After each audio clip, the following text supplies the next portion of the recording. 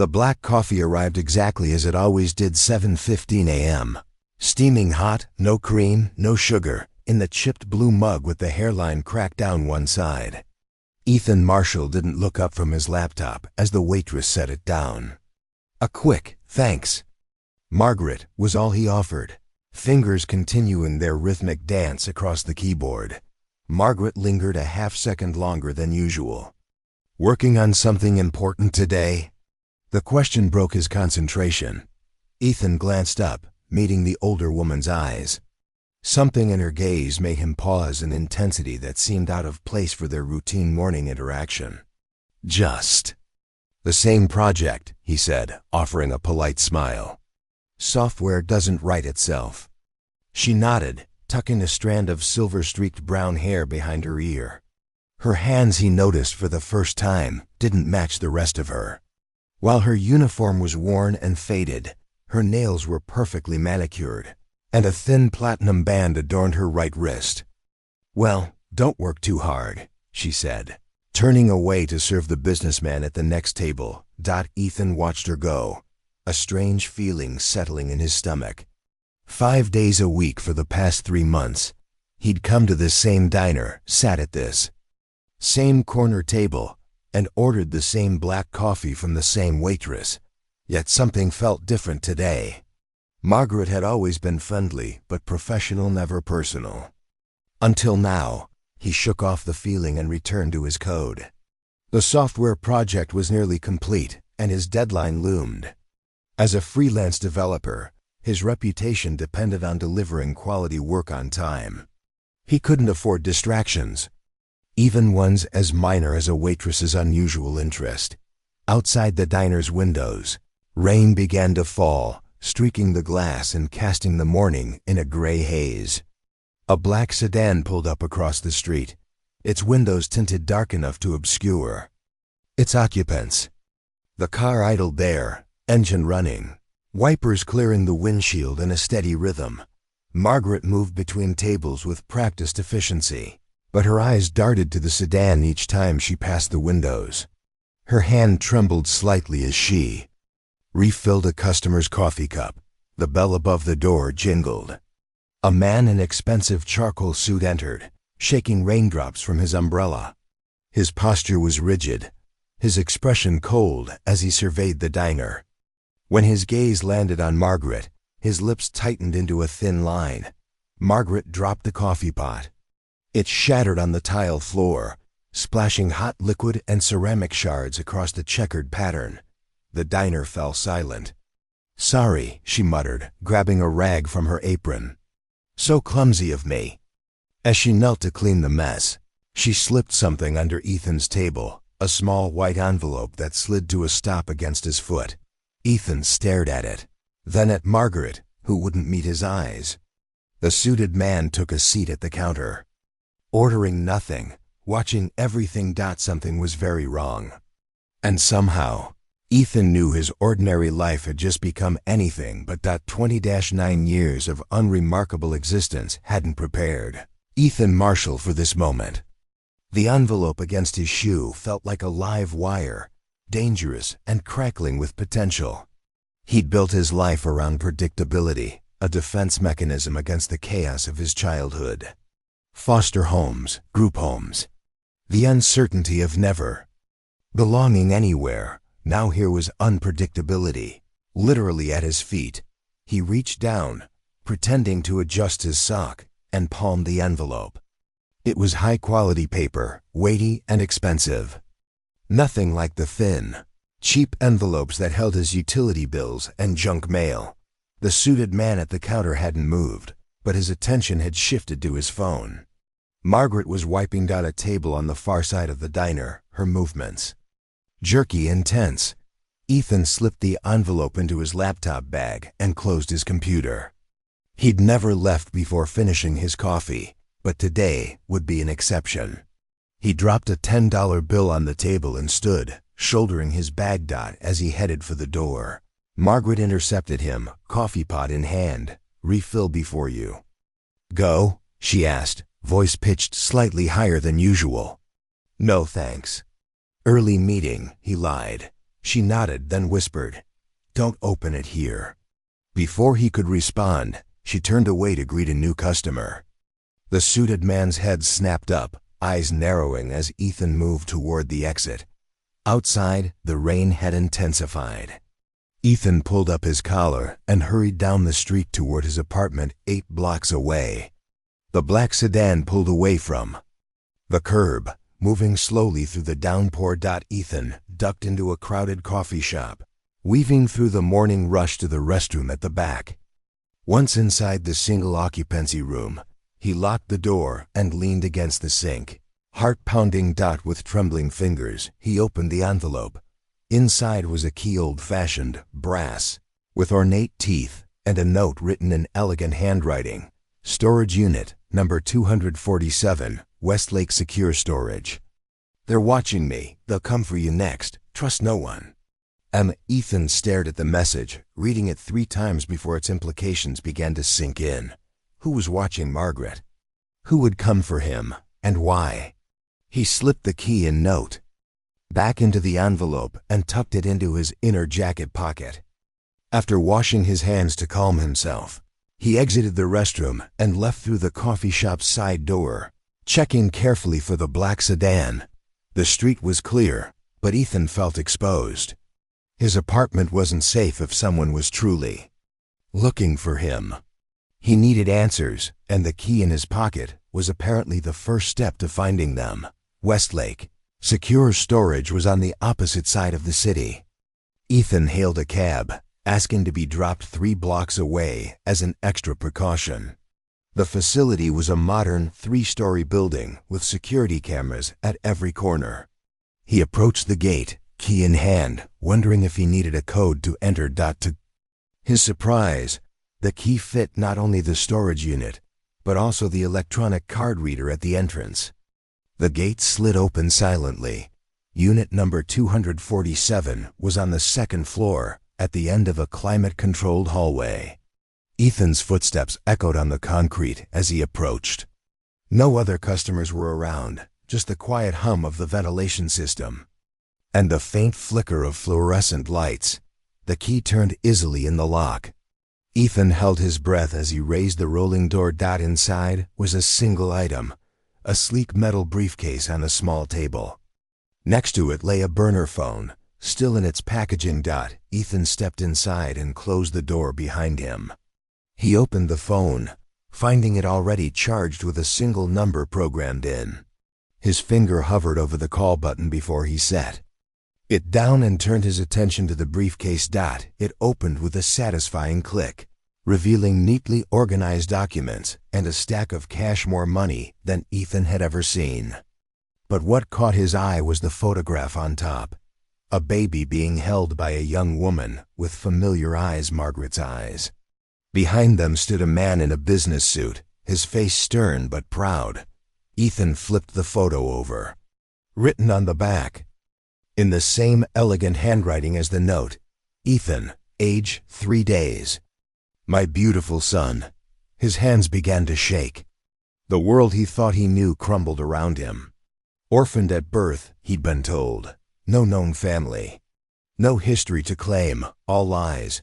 The burner phone rang, startling him so badly he dropped the photograph. The screen displayed, unknown caller. With a deep breath, Ethan answered. Hello? Ethan. Margaret's voice was tight with fear. Did you find it? Yes, listen carefully. We don't have much time. Everything you've been told about your life is a lie. I am your mother, and I need your help. Ethan sank onto the floor of the storage unit, his back against the wall. If you're my mother, why did you abandon me? Why show up now as a waitress? I never abandoned you, Margaret's voice cracked. You were taken from me. I've spent 29 years searching for you. 3 months ago, I finally found you. Who took me? Why? Your father's family. The Whitehalls. She spat the name like a curse. They wanted to control the family fortune. With you gone and me discredited, everything went to your father's brother. Fortune? Ethan echoed, glancing at the cash in the briefcase. I was set to inherit the Whitehall Technology empire when I married your father. When he died under suspicious circumstances 2 days after you were born, they came for us both. The suited man from the diner, the black sedan. Pieces were falling into place, but the picture they formed was too incredible to believe. They told me you died, Margaret continued, her voice dropping to a whisper. A house fire while I was being treated for postpartum depression. They had me institutionalized for years. By the time I got out, they'd erased every record of your existence. Why are you telling me this now? Why the cloak and dagger routine? A pause. Because they know I found you. Someone at the genetic testing company you used last year alerted them. We don't have much time. Ethan remembered the DNA test he'd taken, hoping to find some connection to his past. Instead of answers, it had apparently brought danger to his door. What do you want from me? He asked, suddenly wary. I want to give you back what was stolen from you, your identity, your inheritance, your family. Her voice hardened. And I want justice for your father. The line went silent for a moment.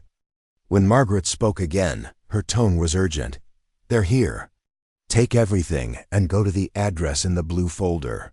Don't use your phone, your car, or your credit cards. Don't go home. Margaret, wait. My name is Elise Whitehall. Remember that. The line went dead. Ethan stared at the phone, then at the open briefcase. The blue folder she'd mentioned contained a deed to a cabin in the mountains, 2 hours from the city.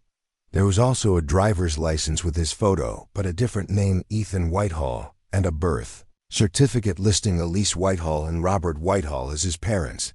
His entire identity had been a lie. And now, apparently, his life was in danger because of a truth he hadn't even known existed. Ethan packed everything back into the briefcase, his mind racing. He needed to think, to plan. But first, he needed to get somewhere safe. The cabin seemed his only option. As he left the storage facility, he spotted the black sedan turning into the parking lot. Ethan ducked behind a delivery truck, heart pounding, as 2 men in suits emerged from the car, heading straight for the entrance. His old life was over. Whatever came next would be determined by how quickly he could adapt to a truth stranger than fiction. The mountain roads twisted like a wounded snake, forcing Ethan to slow the rental car he'd paid for in cash. Darkness had fallen hours ago, and fog clung to the trees, obscuring the narrow passage. His eyes burned from exhaustion. 20 hours of continuous movement, changing vehicles 3 times, always watching for the black sedan or men in expensive suits. The GPS signal had died 20 minutes back, leaving him to navigate by the crude map he'd found in the blue folder. If his calculations were correct, the cabin should be just ahead, nestled in a clearing halfway up the mountainside. Headlights off, Ethan crept along the final stretch of gravel road. The cabin materialized from the fog, a substantial 2-story structure of dark wood and stone, not the rustic shack he'd expected. He parked behind it, out of sight from the road, and sat listening to the engine tick as it cooled. No other sounds disturbed the night. No lights shone from inside the cabin or anywhere on the surrounding mountainside. Ethan was truly alone for the first time since reading Elise's note that morning. The key to the cabin was on the same ring as the storage unit key. Inside, the air was cool but not cold, suggesting recent occupancy. Ethan found the circuit breaker and restored power, illuminating a space that was both rustic and refined. Leather furniture, modern kitchen, stone fireplace. A generator hummed to life in the background. On the dining table sat a laptop computer and another envelope with his name on it. Ethan approached it warily, as if it might explode. The letter inside was lengthy, written in the same elegant hand. My dearest Ethan, if you're reading this, we haven't had the chance to speak properly, and for that, I am deeply sorry. There's so much to explain, and so little time. I want you to know that not a day has passed in 29 years when I haven't thought of you, searched for you, or mourned what was stolen from us. Your father was a brilliant man who built Whitehall Technology from nothing. When he died, his brother Charles was determined that the company would pass to him, not to me or to you, Robert's rightful heir. The laptop contains evidence of what really happened: financial records, emails, security footage from the night of the fire that supposedly killed you. Everything you need to reclaim your birthright and expose Charles for what he did. But be careful. Charles is ruthless and has powerful friends. The cabin is safe for now. It's registered under a shell company even Charles doesn't know about. Use this time to review the evidence and decide what you want to do. I understand if you want no part of this fight. You can take the money in the briefcase and disappear. Start a new life far from here. I wouldn't blame you, but if you choose to stand with me, to reclaim what is yours, call the second number programmed into the burner phone. My associate will answer and help you move forward. Whatever you decide, know that I have loved you every moment of your life. Even when we were apart, your mother, Elise Ethan, set the letter down, emotions churning inside him. For 29 years, he'd believed himself unwanted, abandoned. The truth, if this was indeed the truth, was almost harder to bear. He'd been wanted. He'd been loved. And it had all been ripped away by greed. He opened the laptop, finding it already powered on and unlocked. The desktop contained a single folder labeled Evidence. Inside were subfolders organized by year, starting with the year of his birth. Ethan clicked on the first file, a video labeled Hospital Security Feed. The grainy footage showed a hospital corridor, date stamped 3 days after his birth. A nurse wheeled a bassinet out of a room, followed by a man whose face was turned away from the camera. They entered an elevator, and the footage cut to an underground parking garage where the man took him and placed him in a car. The next file was an email from Siwoo to someone identified only as handler. The problem has been dealt with. The child is being placed through our USUAL channels. Ensure all records are expunged. EW remains in treatment indefinitely. Arwu's will has been handled. Proceed as discussed. File after file built a picture of calculated evil financial records showing millions diverted from Elise's accounts to offshore holdings. Medical records indicating she'd been drugged far beyond what her condition required. Doctored police reports about the fire that supposedly killed infant Ethan. Hours passed as Ethan absorbed the truth of his past. Dawn was breaking when he finally closed the laptop, his mind made up. He couldn't walk away from this. Not just for himself, but for the mother who had never stopped looking for him. He picked up the burner phone and dialed the second program number. A man answered on the first ring. South Ridge Trail, 2 miles from your location, 1 hour. The line went dead. Ethan consulted the map again, finding the trail marked in red. He showered quickly, changed into clothes he found in the bedroom closet. Eerily, they fit perfectly. And tucked the gun he'd discovered in the bedside drawer into his waistband. The metal was cold against his skin, a physical reminder of how drastically his life had changed in 24 hours. The hike to South Ridge Trail took 40 minutes. The morning was crisp, the forest quiet except for birdsong and the occasional rustle of wildlife. Ethan found himself constantly looking over his shoulder, analyzing every sound for potential threat.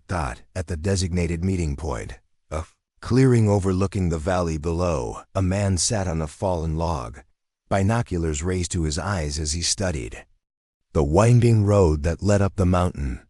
He was perhaps 60, with salt and pepper hair and the weathered look of someone who spent most of his time outdoors. "You're early," the man said without turning around. "Good. Punctuality suggests." "Caution, who are you?" Ethan asked, keeping his distance. The man lowered his binoculars and turned. His face was deeply lined, with sharp blue eyes that assessed Ethan carefully. "Frank Donovan. I was your father's head of security before Charles fired me. I've been helping your mother search for you for nearly 3 decades. Prove it, Ethan said, hand moving toward the gun at his back. Frank's lips twitched in what might have been approval. Smart. Trust no one, just as Elise taught you. He reached slowly into his pocket and withdrew a photograph older and more worn than the one from the storage unit, but showing the same woman holding the same baby. This time, Frank stood beside them, younger but unmistakable. Where is she now? Ethan asked, relaxing slightly. Frank's expression darkened. Charles's men took her from the diner yesterday. We have a mole in his organization who says she's being held at the Whitehall estate outside the city. Is she all right? For now. Charles won't harm her until he finds you. You're the real threat to his position. Me? I didn't even know I was in Whitehall until yesterday. Frank stood, tucking the binoculars into his backpack. But you can prove you are. DNA doesn't lie. If you claim your inheritance, Charles loses. Everything, the company, the fortune, his freedom, when the truth about your father's death comes out. So what's the plan? Storm the castle and rescue my mother? Frank's laugh was harsh. Not exactly. We need leverage first. Something to make. Charles, negotiate. Like what? Like the original copy of your father's will. The one that leaves everything to you and your mother. Not the forged version Charles used to take control. Ethan frowned. If such a document exists, wouldn't Charles have destroyed it years ago? He would have if he could find it. Your father was paranoid about security. He kept his most important documents in a biometrically locked safe that only he, Elise, and eventually you could open. Where is this safe? In your father's private office at Whitehall Tower, the company headquarters downtown. Ethan stared at him incredulously. You want me to break into the headquarters of a multi-billion-dollar tech company to find a safe that may or may not exist, that I may or may not be able to open? That's exactly what I want you to do, Frank replied calmly. And you won't be breaking in. You'll be walking in through the front door as Ethan Whitehall, returning to claim your birthright. That's insane. They'll arrest me on sight. Not with proper documentation, they won't. And not with proper preparation. Frank checked his watch. Which is why we're meeting someone else in exactly 15 minutes. As if on cue, the sound of an approaching helicopter broke the morning stillness.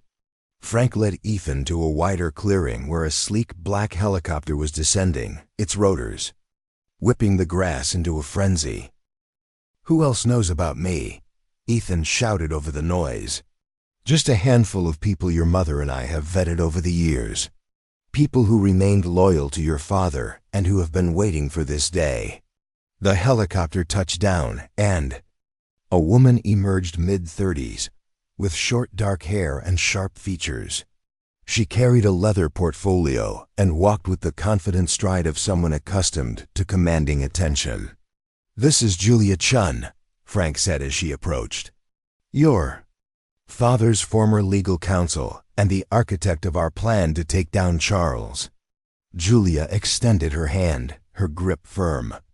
It's an honor to finally meet you, Mr. Whitehall. You look remarkably like your father. The statement hit Ethan like a physical blow. All his life, he'd wondered who he resembled. Now, apparently, he was the spitting image of a man he'd never known. Time is short, Julia said, all business. We need to move quickly.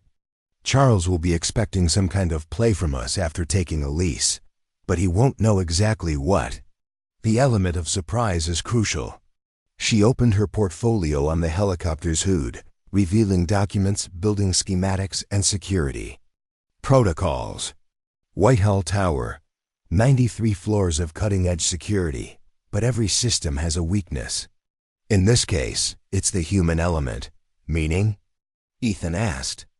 Meaning that Charles may have erased your official records, but he couldn't erase you from the memories of everyone who worked at Whitehall when you were born. Some of the old-timers will recognize your resemblance to Robert. We'll use that to our advantage. And if they call security instead? Julia smiled thinly. Then we moved to Plan B, but let's hope it doesn't come to that. For the next hour, they outlined the plan. Ethan would enter Whitehall Tower the following morning during the busiest time, dressed as a high-level executive. Julia had prepared credentials that would get him through the initial security checkpoint. From there, he would proceed to the executive floor, where his father's office, now Charles's, was located. "The safe is behind this painting," Frank explained, pointing to a blueprint of the office. "A landscape of the mountains where we are now. Your father commissioned it specifically to hide the safe. The biometric scanner is keyed to Whitehall. DNA and retinal patterns." "But I've never been scanned," Ethan pointed out. "You were, as an infant," Julia corrected. "Your father was paranoid about security, remember? He had you scanned the day you were born. The system is designed to accommodate growth and aging." The plan was audacious, bordering on suicidal, but Ethan found himself nodding along. His entire world had been upended. What was one more impossibility? "What about my mother?" he asked. "While I'm playing corporate raider, she's still Charles's prisoner." Frank and Julia exchanged a look. "We have a team preparing to extract her," Frank said carefully, "but the timing has to be perfect. If we move too soon, Charles will know something's happening. Too late, and he might move her somewhere we can't reach." "I want to be part of the extraction team," Ethan insisted. "Impossible," Julia replied. "You're the key to the safe. Without those documents, we have no leverage, no legal standing, no case against Charles. Your role is crucial." Ethan wanted to argue but knew she was right.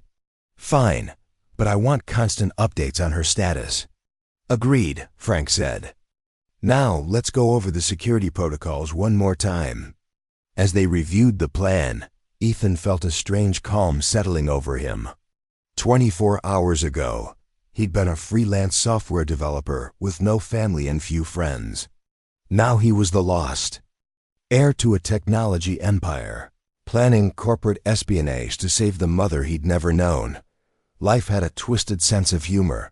"One last thing," Julia said as they finished. "Charles doesn't know what you look like now. Elise has been careful to keep your current appearance secret. That's our greatest advantage. Once you walk into that building, that advantage disappears. You'll be exposed." "I understand," Ethan said. "No pressure." Frank clapped him on the shoulder. "You're Robert Whitehall's son. You were born for this."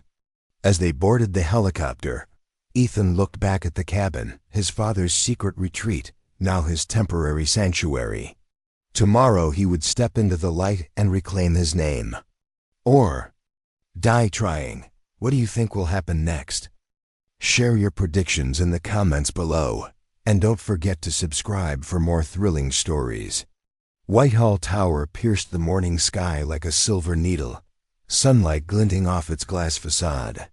From across the street, Ethan studied the building that should have been his birthright, noting the steady stream of employees entering through the revolving doors. Each one badged in, passed through security, and disappeared into elevators' cogs in a machine built by his father and stolen by his uncle. "Nervous?" Julia asked, appearing beside him. She was dressed in a conservative gray suit, her portfolio clutched to her chest like corporate armor. "Terrified," Ethan admitted.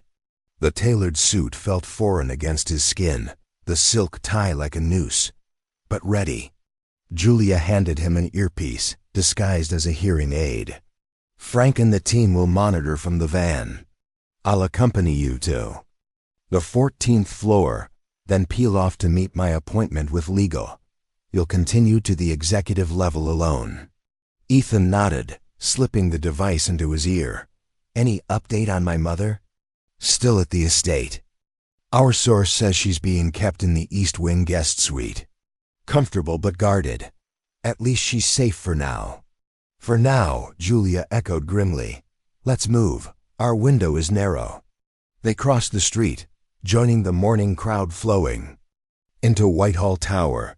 The atrium soared 50 feet overhead, all glass and chrome and cold elegance. Security guards flanked the entrance to the elevator banks, checking badges against a database and occasionally running additional identity verification. Julia approached first, sliding her badge legitimate from her days as company counsel through the reader. The light flashed green, and she proceeded through. Ethan's heart hammered as he stepped up next. He swiped the badge Julia had provided, cloned from a current executive who was conveniently on vacation. The machine hesitated a moment. Too long. A security guard looked up sharply. New badge? The guard asked, eyes narrowing. Ethan forced a casual smile. System update yesterday. I just said there might be glitches. The guard studied his face. You look familiar. Have we met? Ethan's mouth went dry. Discovery, this early, would end everything. I don't think so. I've been based in the Tokyo office until recently. The guard still looked uncertain, but waved him through as the badge reader finally flashed green. Welcome back to headquarters, Mr. Wheeler. Ethan nodded his thanks and strode to where Julia waited by the elevators, trying to appear more confident. Then he felt, that was close. It's just beginning, she murmured as they stepped into an elevator. Remember, Charles's office, your father's office, is on the top floor. The executive assistant's name is Vivian Mills. She's been with the company for 40 years. Which means she knew my father, and maybe me, as a baby. Exactly. She could be your greatest ally or your biggest obstacle. The elevator ascended smoothly. At the 14th floor, Julia squeezed his arm. Good luck, she whispered as she exited. Remember, you're a Whitehall. Act like it. The doors closed, leaving Ethan alone for the remaining ascent. He squared his shoulders, channeling confidence he didn't feel. In his ear, Frank's voice crackled to life. Security feed looks clear. No alerts. You're doing fine, kid. The elevator announced the executive floor with a soft chime. Ethan stepped out into a reception area that screamed money and power, marble floors, museum-quality art, furnishings that probably cost more than his annual income. Behind a sweeping desk sat an elegant older woman with silver hair and piercing green eyes. Vivian. Mills looked up as he approached, her expression professionally neutral. May I help you? Ethan smiled, channeling every ounce of charm he possessed. I have an appointment with Mr. Whitehall. She consulted her computer. I don't see anything on his calendar. Your name, sir. This was it, the moment of truth. Julia. And Frank had debated whether to use a fake name or go for broke. In the end, they decided only the truth would get him past Vivian. Ethan Whitehall. The change in her expression was subtle but unmistakable, a slight widening of the eyes, a tension around the mouth. I'm sorry, could you repeat that? Ethan Whitehall, he said more firmly. Robert Whitehall's son. Vivian's hand stilled on her keyboard. She stared at him for a long, uncomfortable moment, taking in every detail of his face. Robert's son died in a fire 29 years ago. No, ma'am, I didn't. Ethan leaned closer, lowering his voice. And I think you know that. Color drained from her face. She glanced at a framed photograph on her desk, a younger version of herself standing beside a man who must have been Robert Whitehall. The resemblance between the man in the photo and Ethan was undeniable. My God, she whispered. You have his eyes. In his ear, Frank's voice was tense. The security team just went on alert. Someone triggered a silent alarm. Get moving. Vivian seemed to come to a decision. She pressed a button on her desk, and the heavy double doors behind her swung open. Go, down the hall, last door on the right. Charles is in a meeting off-site. You have maybe 15 minutes before all hell breaks. Luce. Ethan blinked in surprise. You're helping me? A sad smile touched her lips. I loved your father. He was a good man, and I never believed the story about the fire. She shooed him forward. Go, find what you need. I'll stall as long as I can. Thank you, Ethan said fervently, rushing past. Her. The executive corridor was hushed, carpeted in plush cream that muffled his footsteps. Oil paintings of past company leaders lined the walls, including, he noted with a jolt, Robert Whitehall. He paused before the portrait, staring into a face so like his own, it was like looking into a time-warped mirror. "Dad," he whispered, the word foreign on his tongue. "Movement in the security hub," Frank warned in his ear. "They're reviewing lobby footage. Maybe 3 minutes before they identify you." Ethan hurried to the last door on the right. It was unlocked, thank you. Vivian, and swung open to reveal an opulent corner office with floor-to-ceiling windows offering a panoramic view of the city.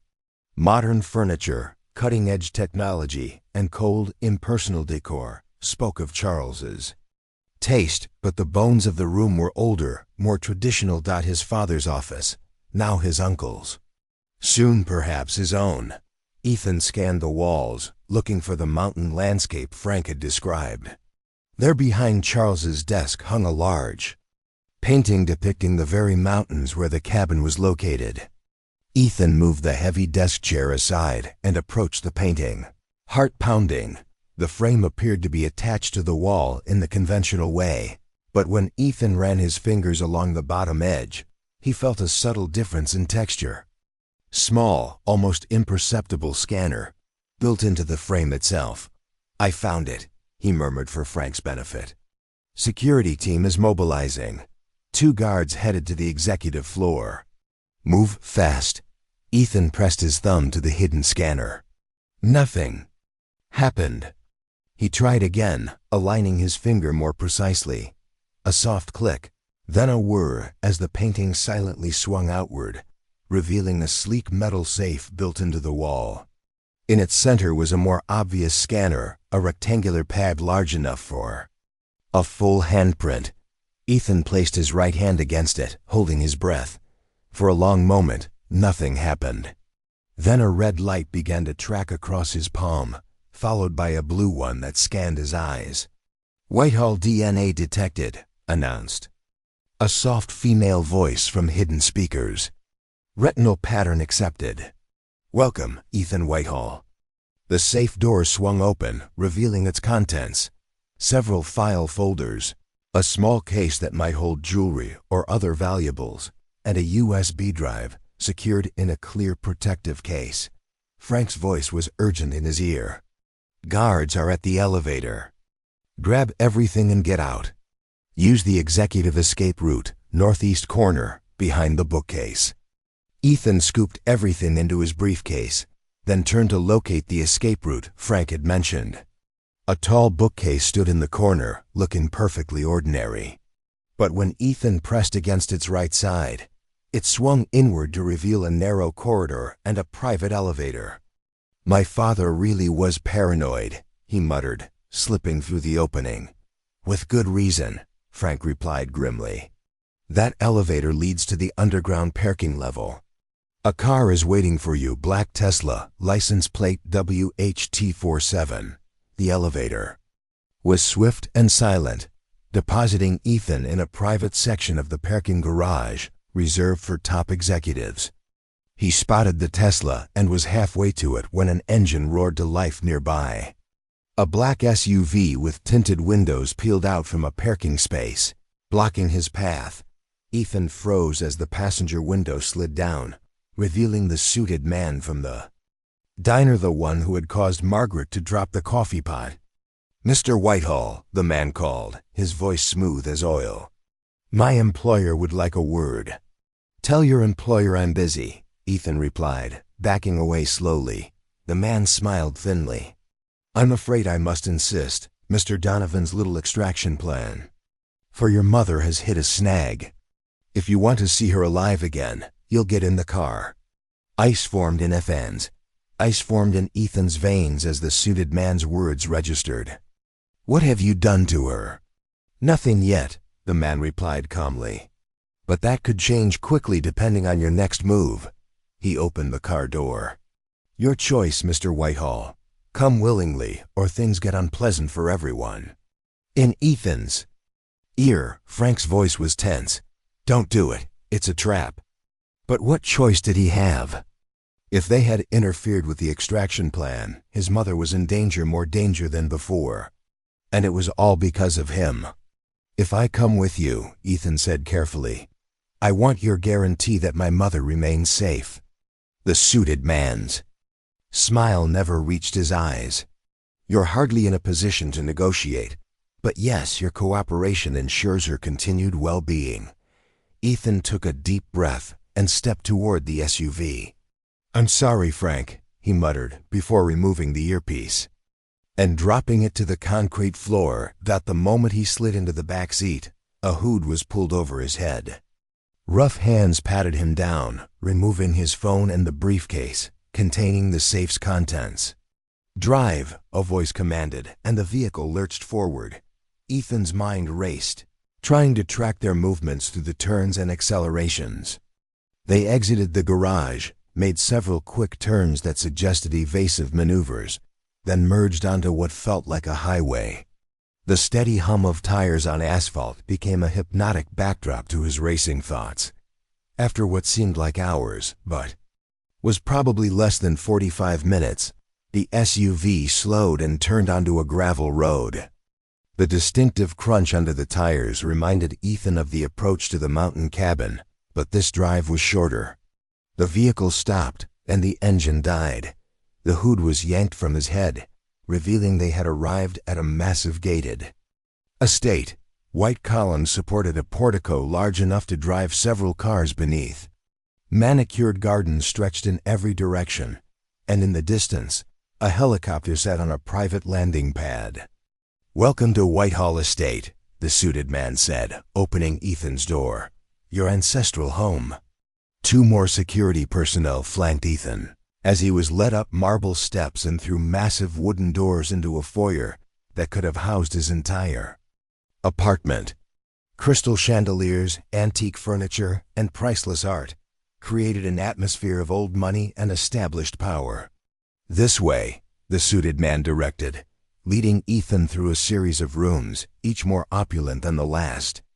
They stopped before a set of double doors. "Mr. Whitehall is waiting." Ethan steeled himself as the doors swung open, revealing a wood-paneled study. A fireplace dominated one wall, above which hung a portrait of a stern-faced man who must have been Charles Whitehall.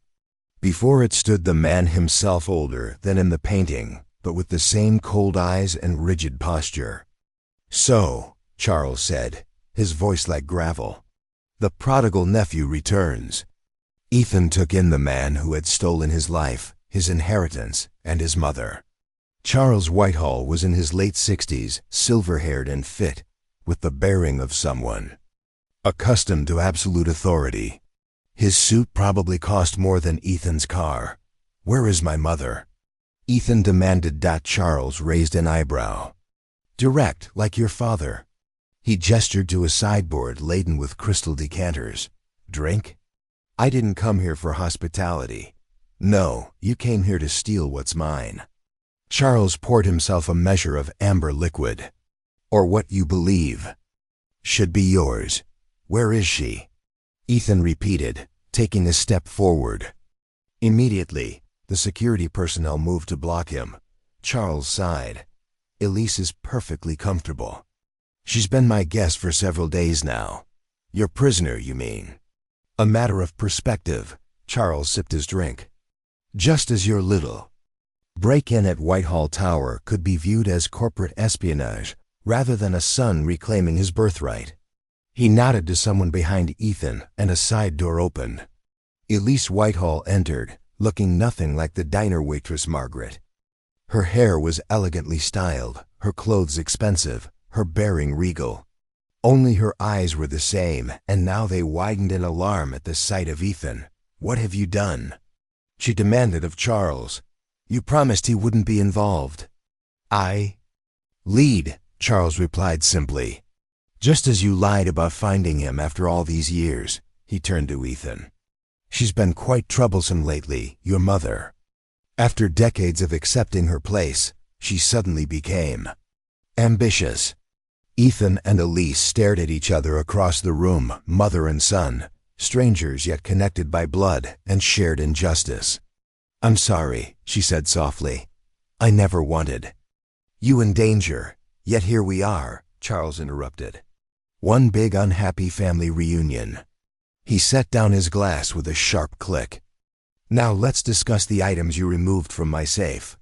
"My father's safe," Ethan corrected. Charles's expression hardened. "My brother was careless, trusting. It made him vulnerable." "It made him human," Elise shot back. "Unlike you." Charles ignored her. "The documents you took, particularly the original will and the evidence of what really happened 29 years ago, could be quite damaging if made public. I'd like them returned." "Or what?"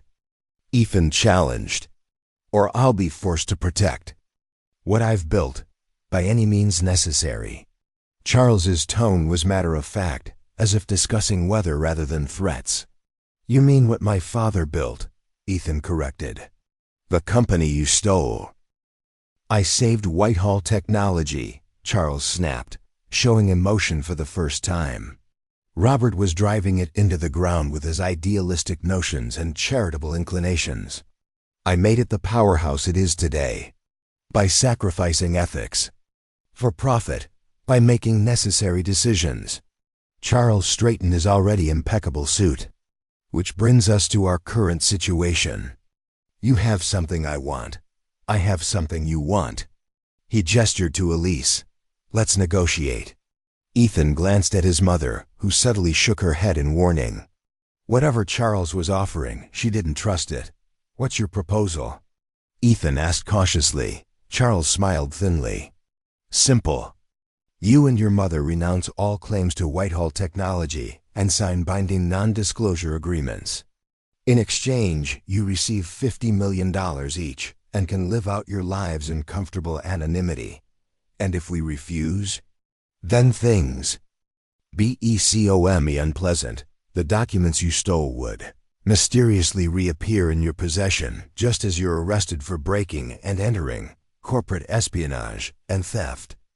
Your mother would suffer a tragic accident before she could corroborate your wild claims." Charles spread his hands. "I'd prefer the former option, but I'm prepared for the latter." The threat hung in the air like poison gas. Ethan looked at his mother again, seeing in her eyes not fear but calculation. She had a plan, or at least the beginnings of one. "We need time to consider," Ethan said finally. Charles checked his watch. "You have until tomorrow morning. I'll have rooms prepared for you both. Consider yourselves honored guests who happen to be under guard." He nodded to the security personnel. "Show them to the East Wing." As they were led from the study, Ethan's mind raced. The documents were gone, taken by Charles's men. Frank and Julia would be scrambling to adjust their plans after losing contact with him. They were effectively prisoners in a gilded cage, with a deadline ticking down to a choice between surrender and destruction. Yet beneath his fear and frustration, a strange sense of calm was forming. For the first time in his life, he was with his mother, his real mother. And together, perhaps they could find a way out of this trap. The east wing of the mansion was a self-contained apartment of sorts, with 2-bedroom suites, a shared sitting room, and a small kitchenette. The windows offered spectacular views of the estate grounds, but were equipped with sophisticated security sensors. The doors were guarded. Their phones and personal items had been confiscated. Once they were alone, Elise crossed swiftly to Ethan and embraced him tightly. "My boy," she whispered, her voice breaking. "My beautiful boy." Ethan returned the embrace awkwardly at first, then with growing emotion. This woman was his mother, the missing piece of his identity he'd searched for his entire life. When they finally separated, Elise held him at arm's length, studying his face. "You look so much like him, like Robert." "So I've been told," Ethan said, managing a small smile. "It's strange. Yesterday I was nobody. Today I'm the lost heir to a fortune. And apparently in mortal danger." Elise led him to a sofa and sat beside him, still holding his hands as if afraid he might disappear. I never wanted this for you. When I finally found you, when the DNA registry matched your profile to mine, I just wanted to know you were safe, happy. But then I learned Charles was monitoring the registry, looking for exactly that match. Why? After all these years, why would he still care? Because of the terms of your grandfather's trust, Elise explained. The controlling interest in Whitehall Technology reverts to Robert's direct heir on their 30th birthday, if they can be found and proven alive. Your birthday is in 3 months, understanding dawned. So when Charles discovered I existed, he had to either find you first and control you, or eliminate you entirely. Elise's grip tightened. I couldn't let that happen. So I found you first and tried to establish a connection without revealing who I was. As Margaret the waitress, Ethan said, smiling at the memory of the woman who had served him coffee for 3 months straight. I needed to assess what kind of man you'd become, whether you could handle the truth, and the fight that would follow. Her eyes softened.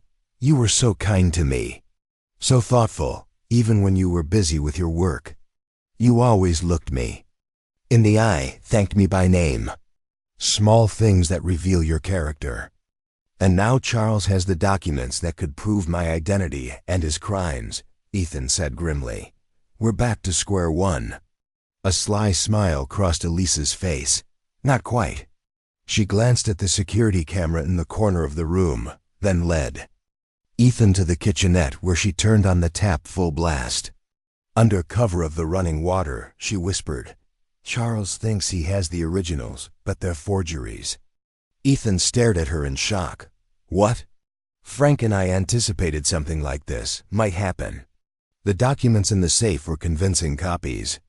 The originals are in a safety deposit box under an alias, along with digital backups on servers. Charles can't access. Hope surged through Ethan.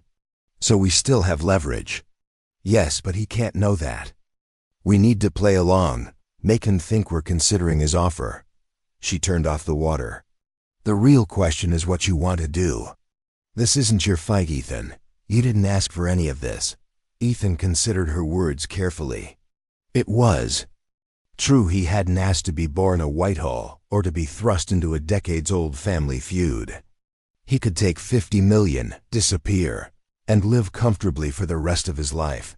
But that would mean allowing Charles to get away with everything, the theft of a company, the destruction of a family, perhaps even murder. It would mean walking away from the mother he'd just found and the legacy of the father he'd never known. I want justice, he said finally. For you, for my father, and for myself. I want the truth to come out. Elise's eyes shone with pride. You really are Robert's son. So what's the plan? We can't exactly walk out of here. No, but we don't have. Tio, Elise lowered her voice again. Frank's team is still in place. We have allies Charles doesn't know about, including people inside this very house. Before she could elaborate, a discreet knock came at the door. A uniformed maid entered, pushing a cart laden with covered dishes. Dinner, she announced, her eyes downcast. Mr. Whitehall thought you might be hungry. As she arranged the plates on the small dining table, she deliberately dropped a napkin near Ethan's foot. When he bent to retrieve it, he found a folded note hidden within its folds. He palmed it smoothly, years of foster home survival instincts kicking in. The maid completed her task and left without another word. Once the door closed behind her, Ethan unfolded the note.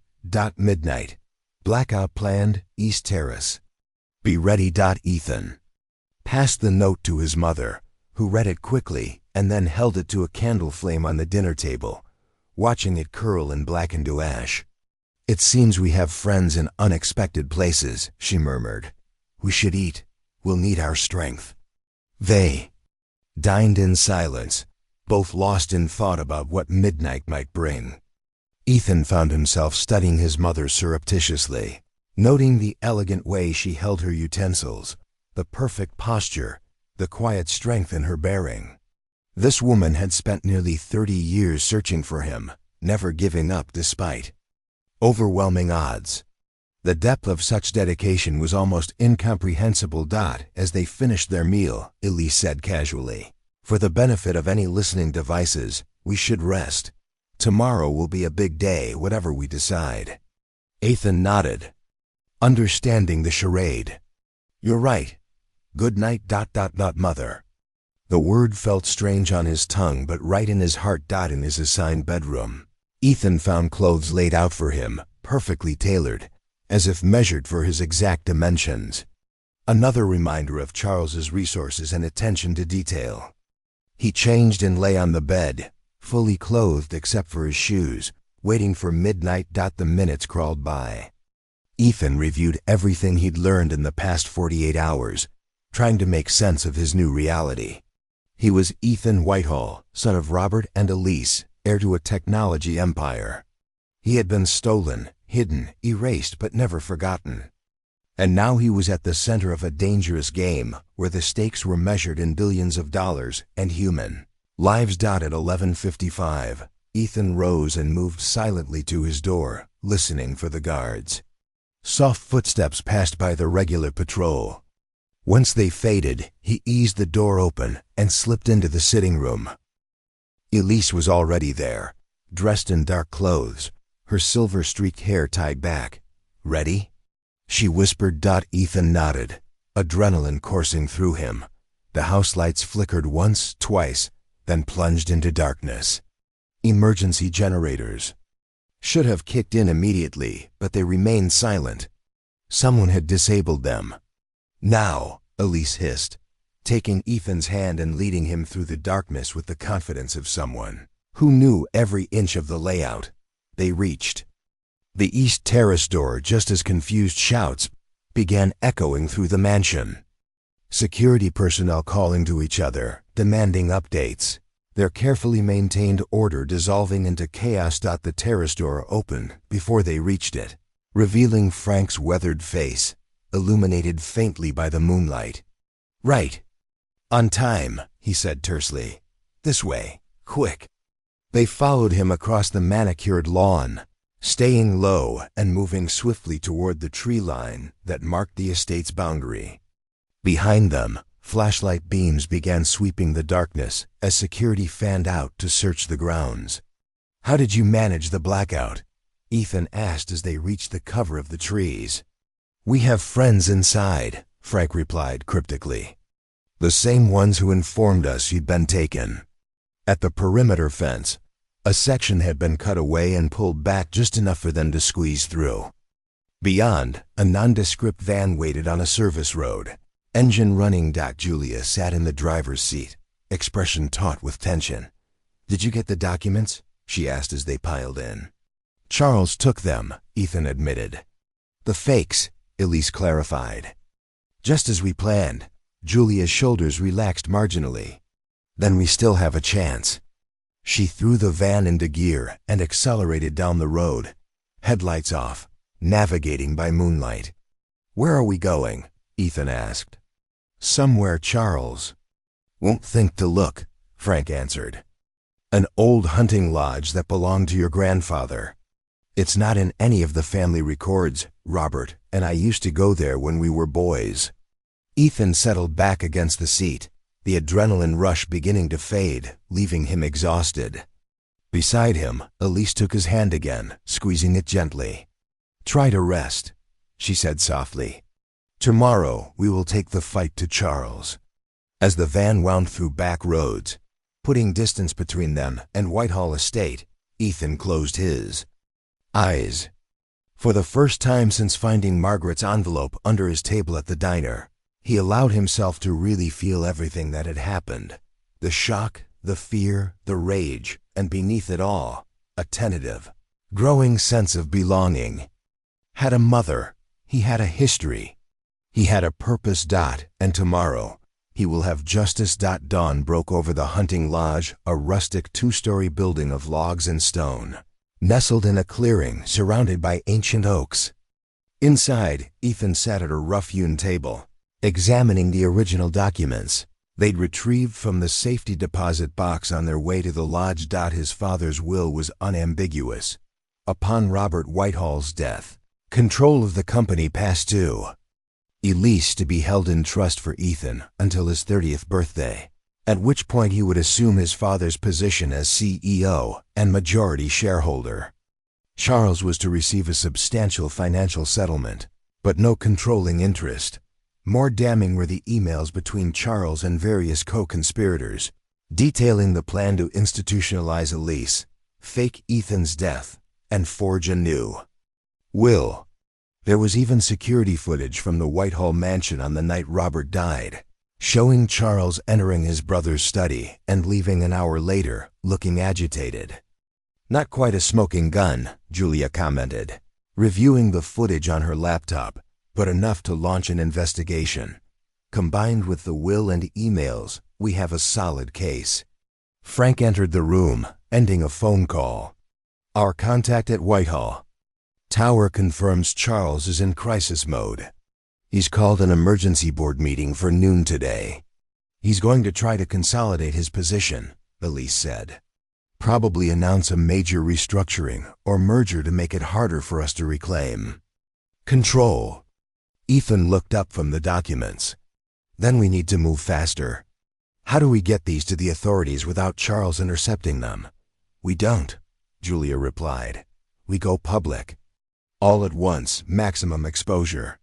We send the evidence to every major news outlet, the SEC, the FBI, and the district attorney. Charles has influence, but even he can't silence everyone simultaneously. And we crash the board meeting," Frank added. "Present Ethan as the rightful heir in person, with proof of his identity." Elise frowned. "It's risky. Charles will have security on high alert after our escape." "Risk is all we have," Ethan said. Quietly, "Charles has had nearly 30 years to entrench himself. We have hours." A sudden thought struck him. "Wait, today is June 22nd. He turned to his mother. "When is my birthday?" A sad smile touched Elise's lips. "September 18th, you'll be 30. 3 months from now, I'd legally gain control of the company anyway, according to grandfather's trust." Ethan's mind raced. "That's why Charles has been escalating, why he's suddenly desperate to deal with us." "The clock is ticking for him," Julia nodded slowly. "If we can prove you're alive and are Robert's son before the board meeting, Charles loses his leverage. The board would have to acknowledge your claim." "DNA tests take time," Frank pointed out. "Not necessarily," Ethan replied, pulling out his phone. "We don't need a full workup. We just need to prove I'm related to Charles himself, my uncle." Julia caught on immediately. A familial match. It wouldn't be conclusive for legal purposes, but it would be enough to stall the board meeting and prevent any drastic actions until a full test could be completed. "I know a lab technician who owes me a favor," Frank said, already dialing. "If we get samples to her immediately, she might be able to give us preliminary results before noon." "Charles will fight it," Elise warned. "He'll claim fraud, contamination, anything to discredit the results." "That's why we need something else," Ethan said, an idea taking shape. "Something even Charles can't deny." He turned to Frank. "You said my father was paranoid about security.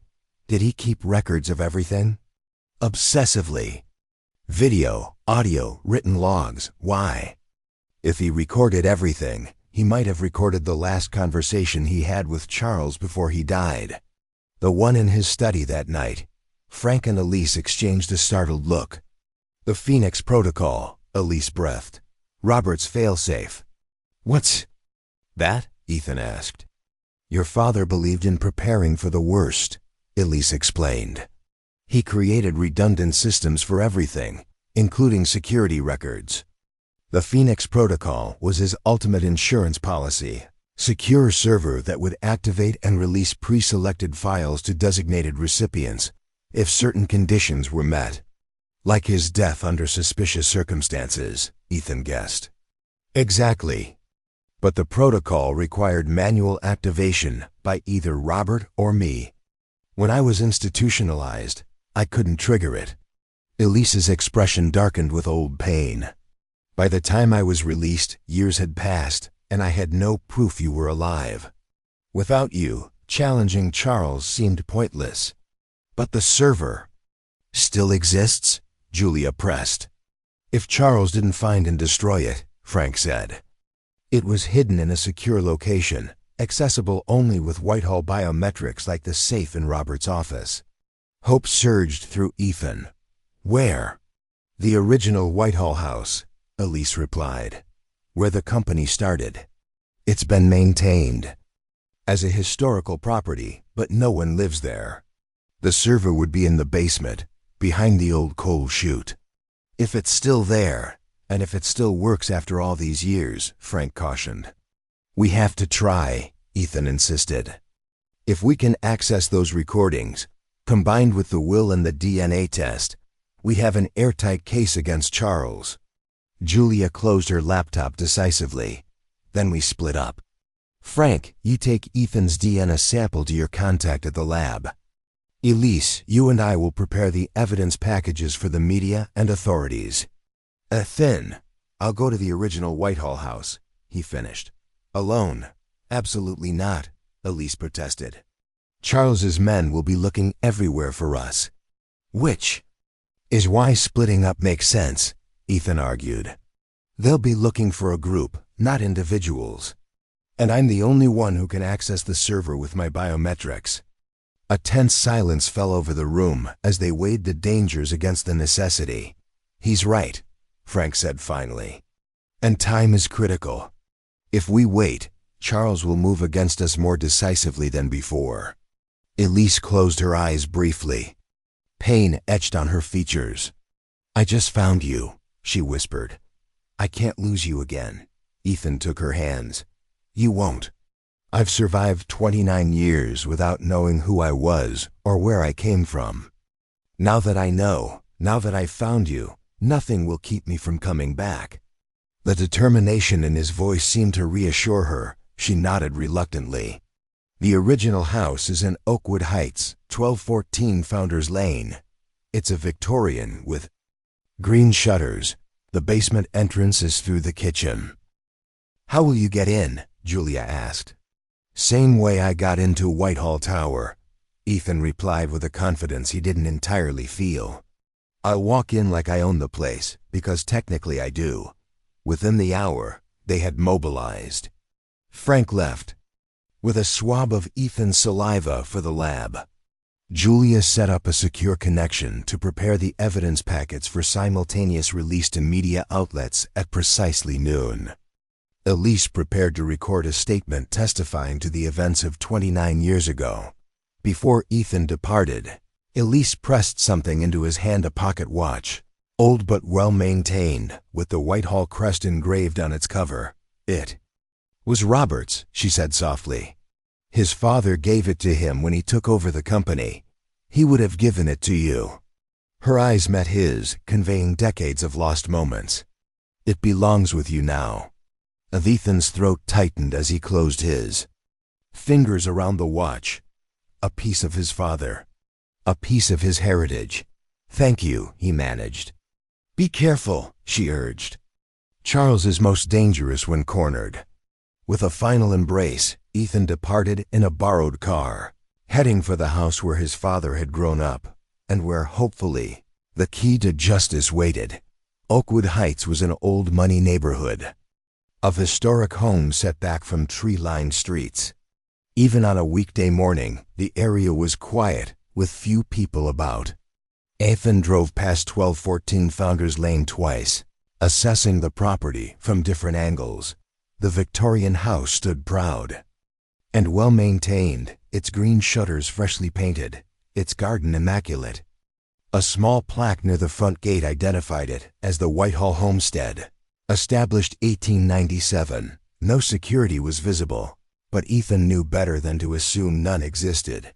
He parked a block away and approached on foot, dressed in the business attire Julia had procured for him.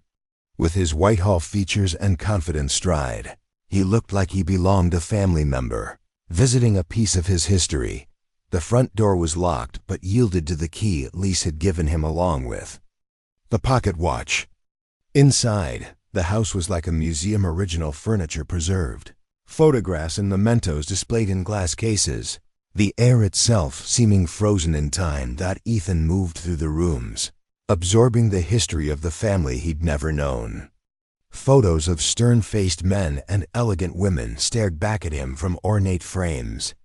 The Whitehall resemblance was strong through the generations, the same eyes, the same jawline that he saw in his own mirror. In the study, he found photographs of two young boys, Robert and Charles, arms around each other's shoulders, grinning. At the camera, they looked happy, normal. Brothers who loved each other. What had happened to turn that love to deadly resentment? The kitchen was at the back of the house, modernized enough to be functional, but retaining its Victorian charm. A door beside the pantry led to the basement stairs. Ethan descended cautiously, the old wood creaking beneath his weight. The basement was surprisingly clean and organized for a space over a century old. Modern dehumidifiers kept the air dry, and updated electrical systems provided ample light. At the far end, partially concealed behind shelving, was the outline of the old coal chute. Ethan moved the shelving aside, revealing a panel that looked newer than its surroundings. In its center was the now familiar biometric scanner. Taking a deep breath, Ethan placed his palm against it. The scanner hummed to life, a blue light passing over his hand, then his face. "Whitehall DNA confirmed," announced a computerized voice. "Welcome, Ethan Whitehall." The panel slid aside, revealing a small room housing a server rack and a workstation.